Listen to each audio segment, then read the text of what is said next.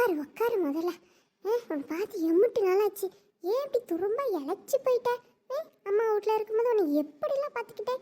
இப்போ போய் இப்படி எலும்பு தழுவா வந்திருக்கிறே. அங்கே எதுவும் சாப்பிட்றியா இல்லையா? சோறு போடுறாங்களா இல்லையா உன் மாமியா விட்டாரு? அதை ஏமா கேட்குறேன்? எல்லா வேலையும் நானே செய்ய வேண்டியதாக இருக்குது. எப்படா இங்கே வருவன்னு இருந்துச்சு தெரியுமா எனக்கு? அதை தப்பிச்சு ஓடி வந்துட்டேன். என்னடி மாமல்ல சொல்கிற? கொஞ்சம் தெளிவாக சொல்லு. அட போமா, என் மாமியை ஒரு வேலையும் செய்ய மாட்டேங்குது. நானே தான் எல்லா வேலையும் செய்கிறேன், எல்லா நாளும் செய்கிறேன். அப்புறம் எப்படி தேர்றது? உடம்பு இழைச்சி தான் போகும். ஹலோ மலரு, அம்மா வீட்டுக்கு போயிட்டியா? என்கிட்ட ஒரு வார்த்தை கூட சொல்லலை. சரி சரி, அதெல்லாம் இருக்கட்டும். எப்போ சீக்கிரம் திரும்பி வருவேன்? என்னது, உங்ககிட்ட சொல்லிட்டு வரணுமா? எத்தனை தடவை கேட்டிருப்பேன் எங்கள் அம்மா வீட்டுக்கு போகிறேன்னு. அதாவது ஒருத்தராக மூச்சு விட்டீங்களா? அதான் நான் மட்டும் கிளம்பி வந்துட்டேன். ஏன் இஷ்டம், எப்போ வர தோணுதோ அப்போ தான் வருவேன். வீட்டு வேலை செய்கிறதுக்கு ஆள் இல்லைன்னு வர சொல்லிட்டே இருக்கீங்களா? நான் வரும்போது தான் வருவேன். ஒழுங்காக ஃபோனை வச்சுட்டு போங்க. என் மம்மி இருக்கு, நாளின்னு ஒரு வேலையும் ஓடாதுமா.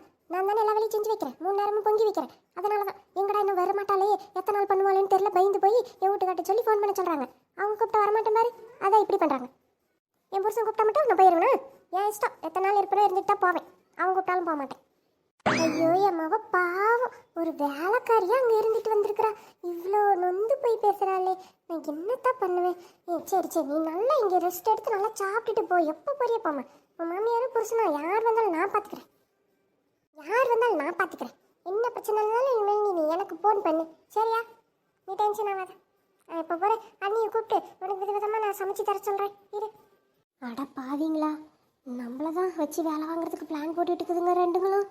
அவன் புருஷன் விட்டுட்டு வந்து இங்கே உட்காந்துட்டு நம்மளெல்லாம் வேலை வாங்குவா. அதை செஞ்சு கூட நீ, இதை செஞ்சு கூட நீன்னு இருக்கிற வேலையே செய்ய முடியல.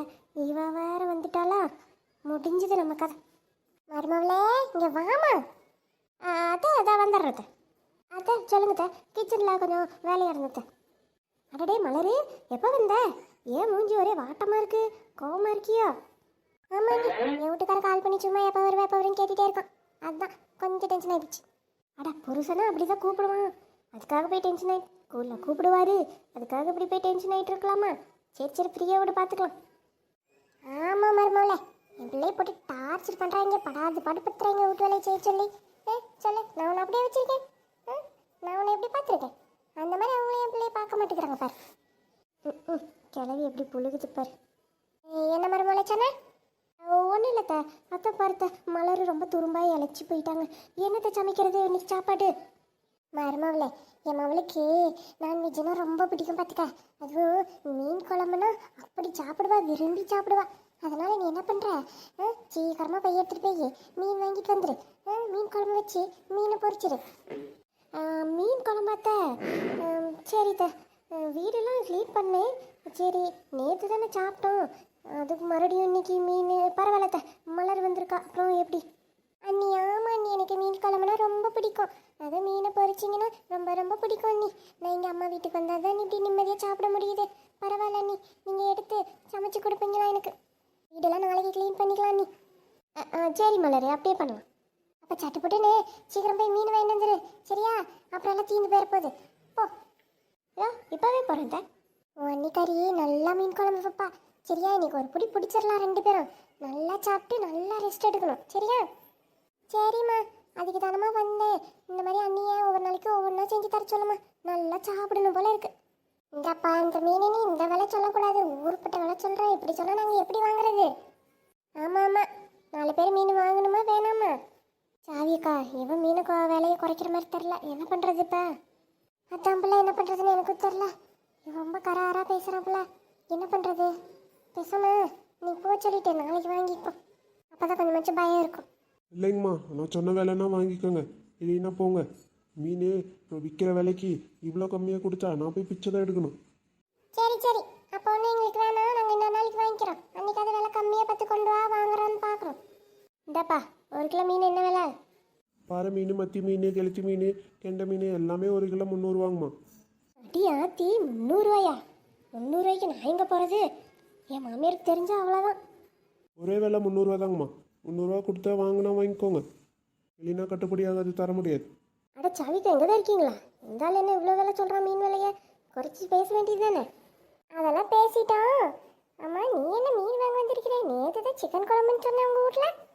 என்னக்கா பண்ணுறது, என் நாத்தனார் வந்துடுகிறா, அவளுக்கு அப்புறம் நான் தானே சமைச்சு போடணும் 3 வேலையும். எல்லாம் தலையெழுத்து என்ன பண்ணுறது? ஓ வந்துட்டாளா மலரு? இதுக்கு மேலே உன்னை வச்சு செய்ய போகிறா பார்த்துக்க. சீக்கிரம் பேக் பண்ணி புருஷன் வீட்டுக்கு அனுப்புகிற வழியை பாரு. அட ஆமாக்கா, 2 பேரும் சேர்ந்து மாற்றி மாற்றி வேலை சொல்லிட்டு இருக்கிறாங்க. உட்காந்துக்கிட்டு குடி குடி பேசிக்கிட்டு ஜாலியாக இருக்கிறாங்க. நம்ம தான் மாட்டோம். நம்ம ஒரு வெளியே போக முடியல, அம்மா வீட்டுக்கு போக முடியல. இந்தாப்பா கொஞ்சம் விலையை குறைச்சி கொடு, இல்லைன்னா என் மாமியார்கிட்ட என்னால் திட்டு வாங்க முடியாது. இல்லைம்மா முடியாது குறைக்கலாம் முடியாது. நீங்கள் வாங்கிட்டு போகிறதா இருந்தால் வாங்கிட்டு போங்க, இல்லைன்னா போங்க. நாங்களாம் கேட்டு பார்த்துட்டோம் சின்ன பொண்ணு, அவன் குறைக்க மாட்டான்.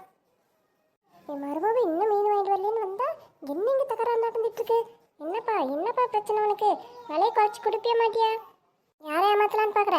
இந்த மீனெல்லாம் விலை வெறும் 150 ரூபா தான் போகும். 300 வச்சு விற்கிறியா? நான்லாம் அந்த காலத்துலேருந்தே இருக்கோம். எங்களே ஏமாத்தலான்னு பார்க்குறியா? இது உண்மையான விலை. போனால் போதும் 200 போட்டு கொடுங்க. பேசாமல் 200 கொடுத்துரு.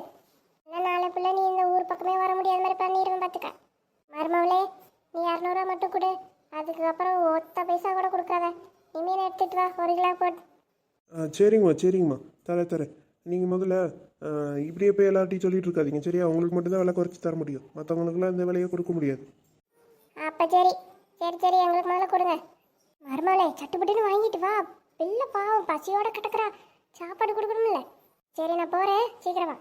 குழந்தை வீட்டில் பசியோட கிடக்குதுமாக்கா, நான் போய் சமைச்சு கொடுக்கணும். சரிங்களா, நான் வரேன். காமெடி பண்ணுற பற்றி வந்து காமெடி தான் ஒன்று இன்னமும் இந்த வீட்டில் வச்சிருக்கு. சரி நாங்கள் ஆத்தங்கரைக்கு குளிக்க போகிறோம். நீ எப்போ வர? சாவியக்கா, ஒரு ஒரு மணி நேரம் வெயிட் பண்ணுறீங்களா? நான் சமைச்சு முடிச்சுட்டு நானும் ரெடி ஆகிட்டு வந்துடுறேன். அப்புறம் 3 பேர் சேர்ந்து போய் குளத்தை குளிச்சுட்டு வருவோம். அப்படியாப்ல? சரி போயிட்டு வா. நாங்களும் இப்போ வீட்டு வேலையெல்லாம் முடிச்சுட்டு வந்துடுறோம். கடைக்காரரே வர அவசரத்தில் காசு எடுத்துகிட்டு வர மறந்துட்டேன். எங்கள் வீட்டு வழியாக தானே போவீங்க, போகும்போது வாங்கிக்கோங்க மறக்காம. சரிங்கம்மா. மருமகளே வந்துட்டியா? சரி சட்டுப்பட்டுன்னு போய் மீன் குழம்பு வச்சுட்டு எடுத்துகிட்டு வாப்போ, நாங்கள் ரெடியாக இருக்கோம்.